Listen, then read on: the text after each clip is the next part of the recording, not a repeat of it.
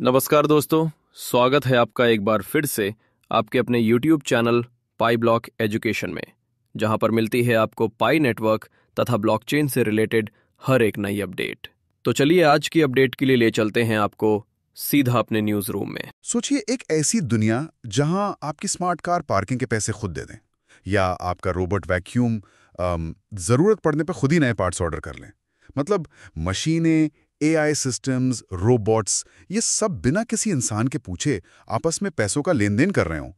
कुछ साल पहले तक तो ये बिल्कुल आप कह सकते हैं साइंस फिक्शन लगता था, है ना? लेकिन आज हम एक ऐसी ही संभावना पर थोड़ी गहराई से बात करने वाले हैं जो शायद इसे हकीकत बनाने की तरफ एक एक कदम हो सकता है।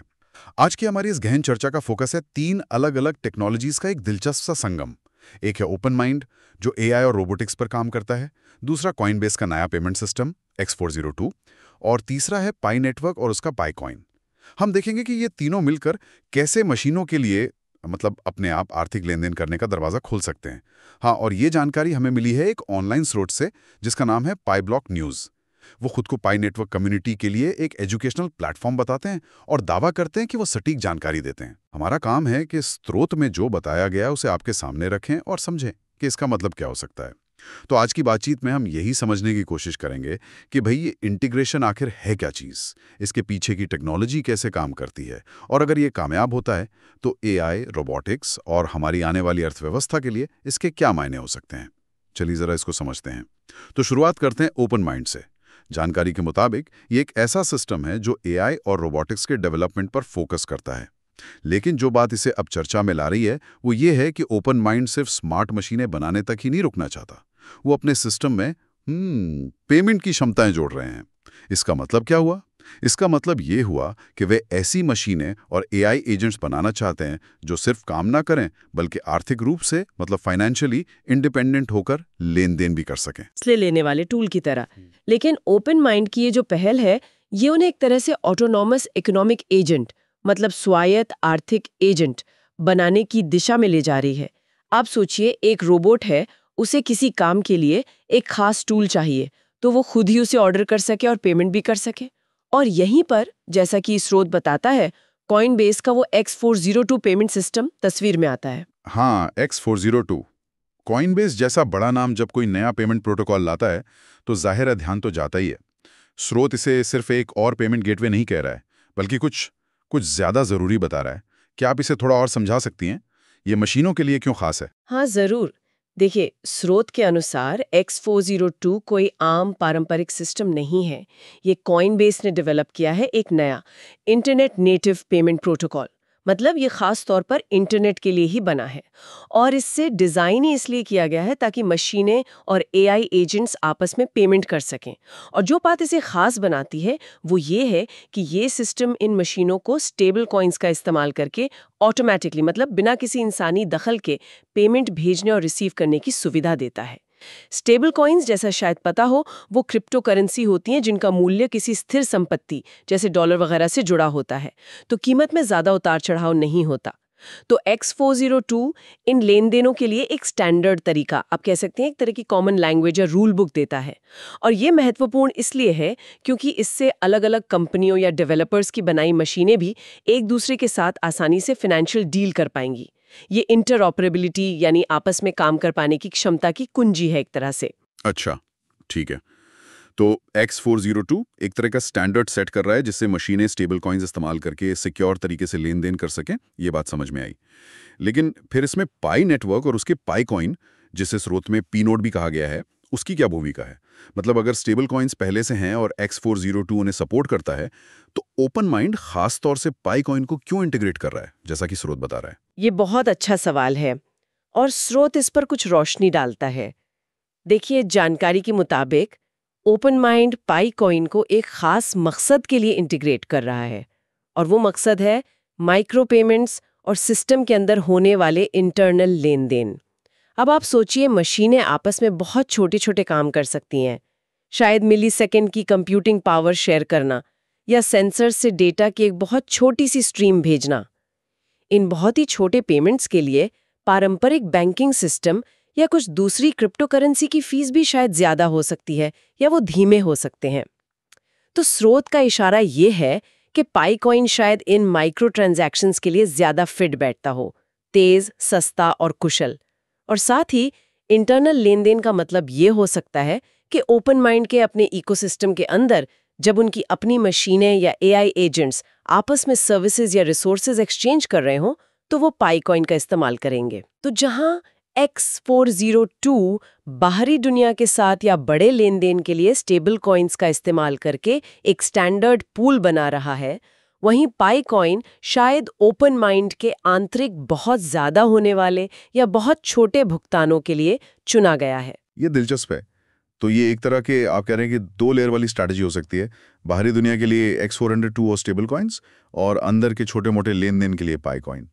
स्रोत में इस तालमेल की कुछ ठोस उदाहरण भी दिए गए हैं कि ये असल में कैसे काम कर सकता है। हाँ बिल्कुल, स्रोत कुछ ऐसे सिनेरियोज बताता है जिससे ये और साफ होता है। एक उदाहरण ये है कि मान लीजिए ओपन माइंड की कोई स्मार्ट मशीन है, कोई एआई मॉडल है जिसे एक मुश्किल प्रॉब्लम सॉल्व करने के लिए अचानक बहुत ज्यादा कंप्यूटिंग पावर चाहिए।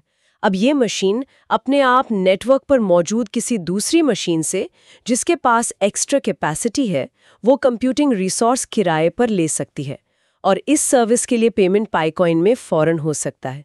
ये सब ऑटोमेटिकली होगा बिना किसी इंसान के। दूसरा उदाहरण एपीआई से जुड़ा है। एपीआईज यानी एप्लीकेशन प्रोग्रामिंग इंटरफेस।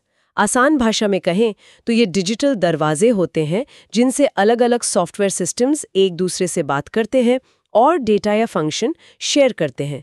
तो अगर एक मशीन को किसी खास डेटाबेस या सर्विस को एक्सेस करने के लिए किसी एपीआई का इस्तेमाल करना है, तो वो उस एपीआई कॉल के लिए पाई कॉइन में पेमेंट कर सकती है। वाह, मतलब मशीनें सचमुच अपनी जरूरत की चीजें खुद खरीद सकेंगी। बिल्कुल। और स्रोत एक और संभावना बताता है, मशीनें आपस में सेवाओं का आदान प्रदान भी कर सकती हैं। कल्पना कीजिए एक रोबोटिक हाथ है जिसके पास एक खास सेंसर है और दूसरे रोबोट को उस सेंसर से डेटा चाहिए। वो आपस में एक डील कर सकते हैं और डेटा के बदले पाई कॉइन में पेमेंट हो सकता है। और ये सारे लेन देन X402 के स्टैंडर्ड प्रोटोकॉल के फ्रेमवर्क में हो सकते हैं, जिससे सिक्योरिटी और कंपैटिबिलिटी बनी रहे। अगर हम इसे बड़ी तस्वीर से जोड़ें, जैसा कि स्रोत इशारा करता है, तो ये सिर्फ डेटा शेयर करने या कमांड फॉलो करने से कहीं आगे की बात है। ये मशीनों के बीच एक असली डायनामिक इकोनॉमिक एक्टिविटी की नींव रख रहा है। ये मशीनों को सिर्फ वर्कर से इकोनॉमिक पार्टनर में बदल सकता है। और शायद इसीलिए स्रोत इसे सिर्फ एक टेक्निकल अपग्रेड नहीं मान रहा, बल्कि मशीन टू मशीन यानी M2M इकोनॉमी और AI ऑटोमेशन की दिशा में एक ऐतिहासिक कदम कह रहा है। यहाँ वाकई में चीजें बहुत दिलचस्प हो जाती हैं। अब तक हम ऑटोमेशन का मतलब समझते थे कि भाई मशीनें हमारे लिए काम करती हैं, हमारे इंस्ट्रक्शन फॉलो करती हैं। लेकिन ये तो बिल्कुल अलग लेवल की बात है। मशीनें खुद ही आर्थिक फैसले ले रही हैं, रिसोर्स एलोकेट कर रही हैं, सर्विसेज के लिए पेमेंट कर रही हैं। क्या पता भविष्य में वो कमाई भी करने लगें। ये तो भूमिका में एक बुनियादी बदलाव लगता है। आपने बिल्कुल सही पकड़ा। मशीन टू मशीन इकोनॉमी का यही सेंट्रल आइडिया है। एक ऐसी इकोनॉमिक व्यवस्था जहां डिवाइसेस, मशीनें और एआई एजेंट सीधे एक दूसरे के साथ बिना किसी इंसानी बिचौलिए के सामान, सेवाएं या डेटा का व्यापार करते हैं और पेमेंट करते हैं।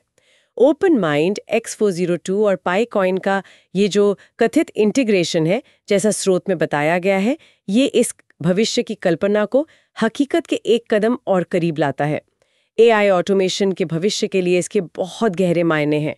जरा सोचिए ऐसी स्मार्ट फैक्ट्रियों की जहां प्रोडक्शन लाइन की मशीनें खुद ही पता लगा लें कि उन्हें मेंटेनेंस की जरूरत है, सर्विस रोबोट को बुलाएं और काम पूरा होने पर उसे पेमेंट भी कर दें।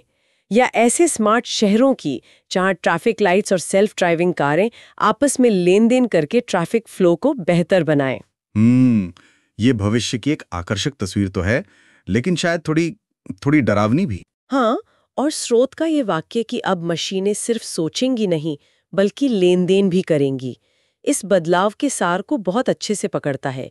ये सिर्फ तकनीकी तरक्की नहीं है, ये एक संभावित आर्थिक और शायद दार्शनिक बदलाव भी है, क्योंकि जब मशीनें आर्थिक एजेंट बन जाती हैं तो कई नए सवाल खड़े होते हैं। ये एक महत्वपूर्ण सवाल उठाता है कि ऐसी अर्थव्यवस्था आखिर विकसित कैसे होगी, इसके नियम क्या होंगे, क्या ये नियम इंसान बनाएंगे या एआई खुद ही इन्हें विकसित कर लेगा, इसकी निगरानी कौन करेगा, कैसे करेगा, पारदर्शिता कैसे सुनिश्चित होगी। अगर कोई मशीन गलत आर्थिक फैसला ले लेती है तो कौन जिम्मेदार होगा, ये सब बहुत जटिल सवाल हैं जिनका सामना हमें करना पड़ सकता है अगर ये M2M अर्थव्यवस्था आगे बढ़ती है। ये वाकई बहुत बड़े सवाल हैं। तो ये तो साफ है कि ये जो डेवलपमेंट हो रहा है ये सिर्फ टेक गीक्स या क्रिप्टो में दिलचस्पी रखने वालों के लिए नहीं है।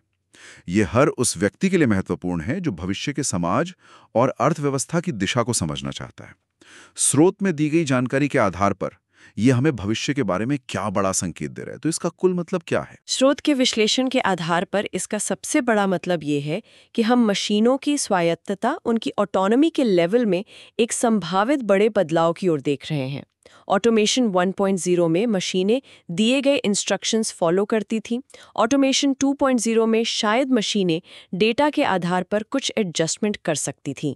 लेकिन ये, जिसे हम शायद ऑटोमेशन 3.0 कह सकते हैं, ये ऐसी प्रणालियों की ओर इशारा करता है जहां मशीनें न केवल अपने काम को ऑप्टिमाइज करती हैं, बल्कि अपने ऑपरेशंस और लक्ष्यों को पाने के लिए ज़रूरी रिसोर्सेज का मैनेजमेंट, जिसमें फाइनेंशियल मैनेजमेंट भी शामिल है, खुद कर सकती हैं। ये दिखाता है कि हम एक ऐसे भविष्य की दहलीज पर खड़े हो सकते हैं जहां इकोनॉमिक एक्टिविटीज का एक बढ़ता हुआ हिस्सा इंसानों के सीधे कंट्रोल के बिना ऑटोनॉमस एजेंट्स द्वारा चलाया जाएगा। और इसके फायदे और नुकसान, जैसा आपने कहा, दोनों ही हो सकते हैं। बिल्कुल। एक तरफ इससे अभूतपूर्व एफिशिएंसी आ सकती है, लागत कम हो सकती है और ऐसी नई ऑटोमेटेड सेवाएं मुमकिन हो सकती हैं जिनकी हमने कल्पना भी नहीं की थी।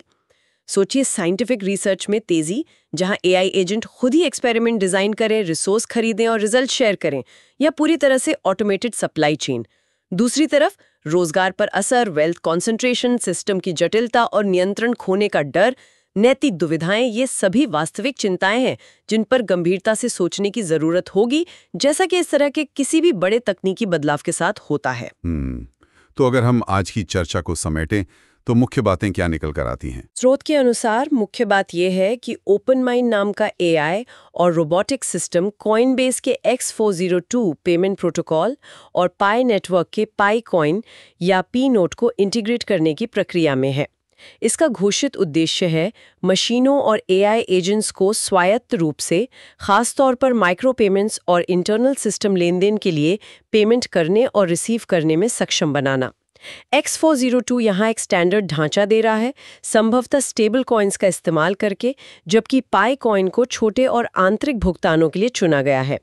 स्रोत इसे मशीन टू मशीन M2M अर्थव्यवस्था की ओर एक महत्वपूर्ण कदम मान रहा है, एक ऐसी अर्थव्यवस्था जहां डिवाइस और एआई बिना इंसानी हस्तक्षेप के आर्थिक रूप से इंटरैक्ट करते हैं।